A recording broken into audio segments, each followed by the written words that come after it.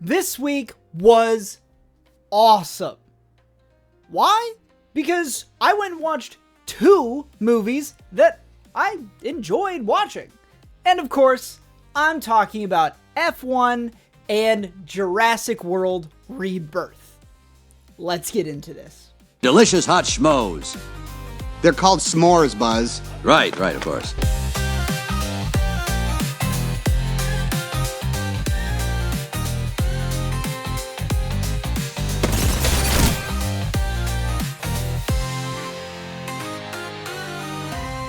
Helldivers. We must take back control of freedom. The second greatest way to fight for democracy in this universe, following only Battlefront 2. But Helldivers, unlike Battlefront 2, does have crossplay, and they've just now decided to expand their player base to include the Xbox players. Request approved. Deploying reinforcements.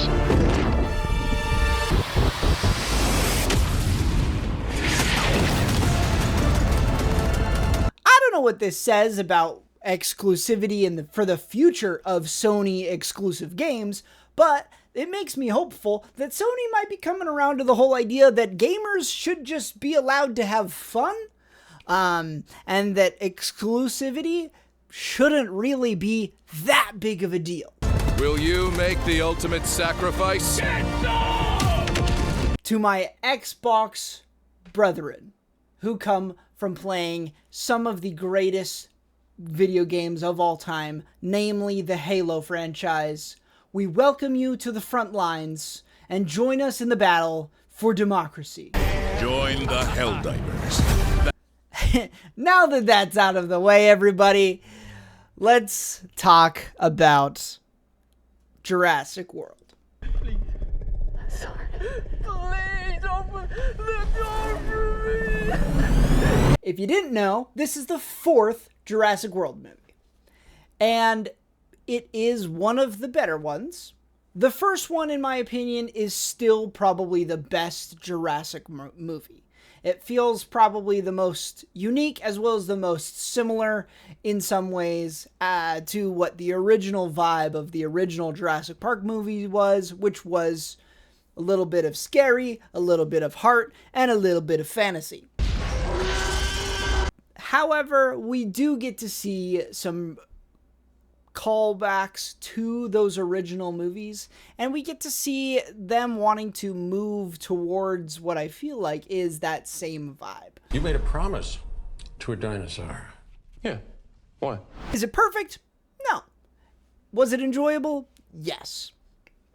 The dinosaurs and the environments looked really good most of the time.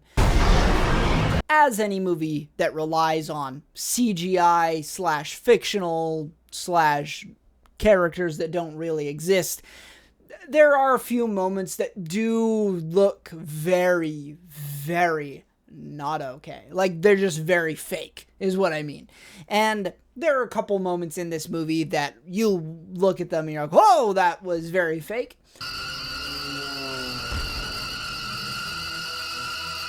And of course, with a movie like this, you gotta suspend a little bit of disbelief just because of the nature of the film. But it was enjoyable. I think overall the movie had one major flaw, and that was just that it didn't really flow very well. It felt both really slow and very rushed at the same time. And that's kind of a problem. What? Bro, what are you talking about, man? But other than that, honestly, it was enjoyable. If you like the previous Jurassic movies, go watch this movie. It was a lot of fun. Oh, yeah. All right. We've got to talk about this because there's something that I think Apple figured out.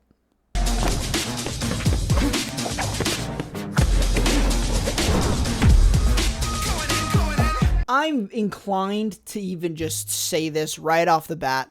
I think F1 is the sports movie. Speed.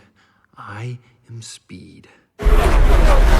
There are a lot of good sports movies, and there's a lot of, like, enjoyable movies to watch that revolve around sports. Is that Gilmore again? How many times this guy tried out anyway? At least 10 times. However, I think what Apple did with this movie, F1 in particular, is incredible. Yes, the movie was shot beautifully. They did tons of things to push technology to advance what they were able to do. Brad Pitt, props to this guy, learned how to drive an F1 car. Like, there's a lot of really cool stuff that went into this movie that just makes it good. But what I think makes it great is that this is quintessentially the sports movie. That's it, buddy. Go on. You can do it, buddy. You can do it.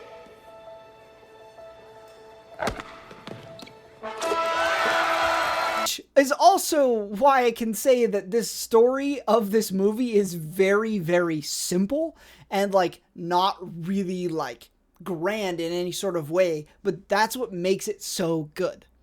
All of the moments that you need to be able to meet a character and feel something for or about a character, they hit home with. I'm not a raccoon.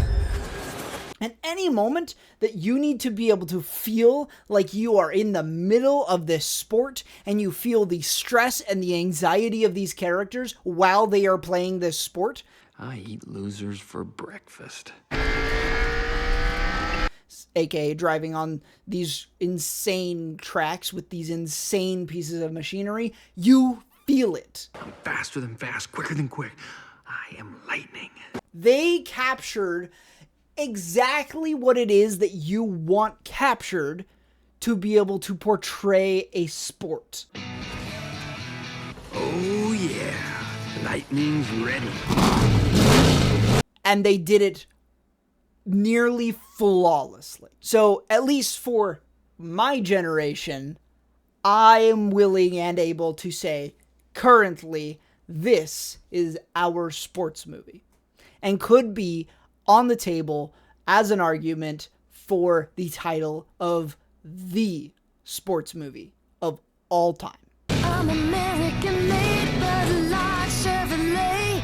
My mama taught me wrong from right. Also, it's just really cool what they did with technology to be able to make things fit into cars, like retrofit super good cameras into vehicles to whip pan and do all sorts of crazy stuff. They're insane. They filmed and raced for single laps at actual races during the actual F1 season with / against actual F1 drivers.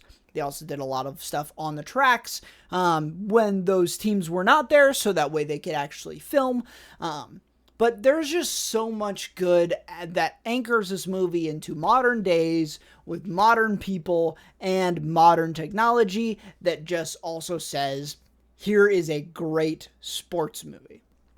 So if you have not watched F1 yet, because for some reason you haven't decided to say, oh, all the hype around this movie should make me watch this movie, you should watch this movie because it's actually that good. If possible, I would recommend you see it in IMAX. I know a lot of people liked it in 4DX, but IMAX is my preferred way to watch any film, and this movie was awesome in IMAX format, so that's what I would recommend. Go watch this movie, go watch it in IMAX, and just enjoy a really, really, really good sports movie. When I see something that I don't like, I gotta say it. That's all I had to say for today, except for one thing. You all know what it is, because I have to remind you every single time we sit down and talk about these things together. And that is just for me to remind you that Tombstone is the worst movie in the world. Never seen it, never will. Peace. Delicious hot schmoes. They're called s'mores, Buzz. Right, of course.